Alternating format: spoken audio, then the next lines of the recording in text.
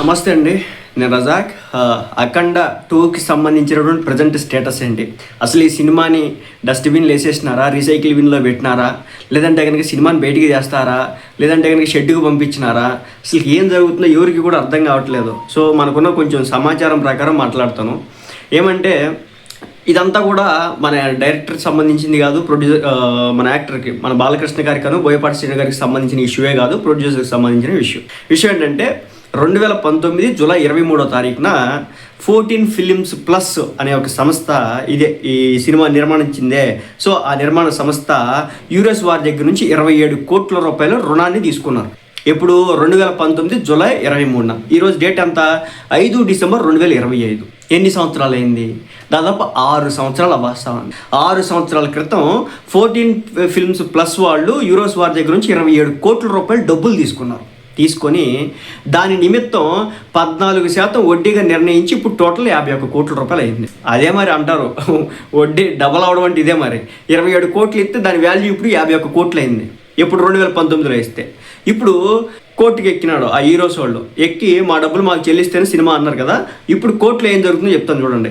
Court ఏం చెప్తుందంటే 50% కట్టి మిగిలిన మొత్తాన్ని చెక్కుల రూపంగా డేట్లు వేసి ఇవ్వమని కోరడం అయితే జరుగుతుంది. ఇప్పుడు కోర్టు ఈ 51 కోట్లలో హాఫ్ అంటే దాదాపు 25-26 కోట్ల రూపాయలు ఇమ్మంటుంది. ఇప్పుడు ప్రజెంట్ ఇచ్చిన తర్వాత ఎంటీ చెక్స్ ఉంటాయి కదా, నార్మల్ చెక్స్. ఆ చెక్స్ మీద వాళ్ళ అకౌంట్లో డబ్బులు ఉన్నా లేకపోయినా సెకండరీ. ఒకవేళ వాళ్ళు డేట్ వేసి, ఫర్ ఎగ్జాంపుల్ నేను నెక్స్ట్ మంత్ జనవరి 1వ తారీఖున ఒక 5 కోట్లు ఇస్తాను, లేదంటే ఫిబ్రవరి 2వ తారీఖున ఇంకొక 5 కోట్లు వేస్తాను, మార్చి 3వ తారీఖున ఇంకొక 5 కోట్లు వేస్తాను. సో ఈ విధంగా అనుకుంటే కనుక వీళ్ళు డేట్ వేసి ఆ చెక్ మీద వీళ్ళ సంతకం పెట్టి ఎంత ఇస్తామని చెప్పేసి రాసిన తర్వాత ఆ బ్యాంక్ అకౌంట్లో ఆ డబ్బులు లేకపోతే ఎవరైతే ఈరోజు సంస్థ మళ్ళీ ఆ చెక్ తీసుకొని వెళ్ళి ఆ బ్యాంక్లో ఇచ్చిన తర్వాత ఆ అకౌంట్లో డబ్బులు లేకపోతే చెక్ బౌన్స్ అవుతుంది. చెక్ బౌన్స్ అయితే మళ్ళీ కేసు. రెండోది ఏంటంటే అది కోర్టుకు వ్యతిరేకంగా కూడా వెళ్ళినట్టు అవుతుంది. దాంతో వీళ్ళకి డబల్ పెనాల్టీలు పడడం అయితే జరుగుతుంది.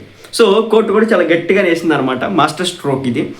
దీని నుంచి ఈ ప్రొడ్యూసర్లు మరి అరే ఇంత గుడ్డిగా అలా ఉన్నారు, బాలయ్య గారితో సినిమా చేస్తే ఇంత గుడ్డిగానా అంటే వాళ్ళు అనుకుని ఉంటారు. బాలయ్య గారితో సినిమా చేస్తే వాళ్ళు ఈ రోజుల్లో అడ్డుపోలో పెట్టరు.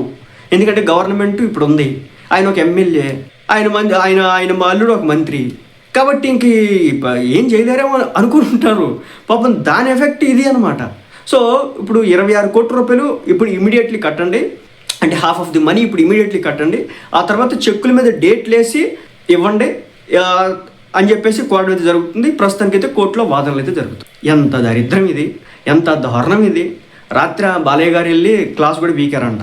ఎవరిని? బోయపాటి శ్రీను గారిని, మన ప్రొడ్యూసర్ని. బోయపాటి శ్రీను గారిని ఎందుకు పీకుంటారంటే బోయపాటి శ్రీను గారికి తెలిసే ఉంటుంది ఈ సినిమాకి సంబంధించి ఫైనాన్సర్స్ విషయంలో ఎంతో కొంత ఉంటుంది కదా. డైరెక్టర్ ప్రొడ్యూసర్లే కదా సినిమా మొత్తాన్ని ఆల్మోస్ట్ 100% నడిపేది. యాక్టర్లు డైరెక్టర్ చెప్పినట్టు నటిస్తారు, అన్నింటిలో తలదోర్చరు, ఏళ్ళు పెట్టరు, కాళ్ళు పెట్టరు. కాబట్టి ఈ విషయం మన బోయపాటి శ్రీను గారికి తెలిసే ఉంటుంది కదా. అందుకోసం చెప్పేసి బోయపాటి శ్రీను గారిని ఇప్పుడు మన బాలకృష్ణ గారు క్లాస్ స్పీకర్ అంట. సో ఇలా ఉందన్నమాట పరిస్థితి. మొత్తానికి అయితే 6 సంవత్సరాల అంటే దీన్ని ఎలా ఉండాలంటే కాలం వదిలిపెట్టదు దేన్ని అంటారు కదా, దాని పర్ఫెక్ట్ ఎగ్జాంపుల్ ఇదే అనమాట. ఈ పర్ఫెక్ట్ ఎగ్జాంపుల్లోకి అనవసరంగా బాలయ్య బాబు వచ్చి ఇరుక్కున్నాడు. అసలు బాలయ్య బాబుకి సంబంధమే లేదు. ఆయన జీవితంలో ఇలాంటి అవమానం అనేది ఒకటి చూడాలి. నిజంగా ఇది ఒక రకమైన అవమానం. అభిమానులంతా థియేటర్ల దగ్గరికి వెళ్ళి డబ్బులు కట్టలేదని చెప్పి సినిమా రాత్రికి రాత్రి ఆపేస్తే దీనికంటే పెద్ద అవమానం ఏముంటుంది? అభిమానులు వేరే హీరోల దగ్గర ఏం మాట్లాడతారు? సో ఇలాంటి వరస్ట్ సిచ్యువేషన్లో బాలయ్య బాబు గారి సినిమా ఉండడం నిజంగా బాధ అనిపించినటువంటి పరిస్థితి. ఏదైనప్పటికీ కూడా 50% ఇమీడియట్గా కట్టండి, మిగిలిన డబ్బులన్నింటినీ కూడా డేట్స్ వేసి చెక్లు ఇవ్వండి. చెప్పే కదా ఆ చెక్లు డేట్స్ కనుక ఇచ్చిన టైం వాళ్ళు వెళ్తారు, ఆ డేట్ వేసిన టైంకి వెళ్ళిన తర్వాత అక్కడ బ్యాంక్ అకౌంట్లో డబ్బులు లేకపోతే మళ్ళీ చెక్ బౌన్స్ అయితే కనుక వీళ్ళ మీద కేసులు పడతాయి అనమాట. సో డబుల్ పెనాల్టీలు పడతాయి అనమాట. ఇది అంతా అనమాట. మొత్తానికి అయితే ఓవరాల్గా అయితే ఇది నడుస్తూ ఉంది కోర్టులో. మరి చూడాలి, కోర్టు ఫైనల్ జడ్జిమెంట్స్ తర్వాత ఏమైనా చూడాలి, లేదంటే వీళ్ళు రాజీకి వస్తారేమో, ఈ రోజు వాళ్ళను ఈ 14 డేస్ ప్లస్ వాళ్ళు రాజీకి వస్తారేమో చూడాల్సి ఉంది.